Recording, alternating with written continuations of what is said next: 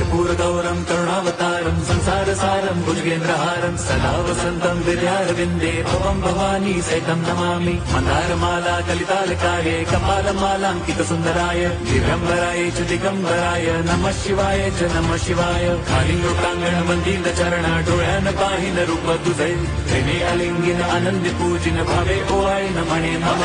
त्वमेव माता पिता त्वमेव बन्धुश्च सखा त्वमेव विद्या द्रविणं त्वमेव सर्वं मम देवदेव। कायेन वाचा मनसेन्द्रियैर्वा बुद्ध्यात्मना वा प्रकृति स्वभावात् करोमि यद्यत् सकलं परस्मै नारायणायति समर्पयामि। अच्युतं केशवं राम नारायणं कृष्णदामोदरं वासुदेवं हरिं श्रीधरं माधवं गोपिका वल्लभं जानकीनायकं रामचन्द्रं भजे।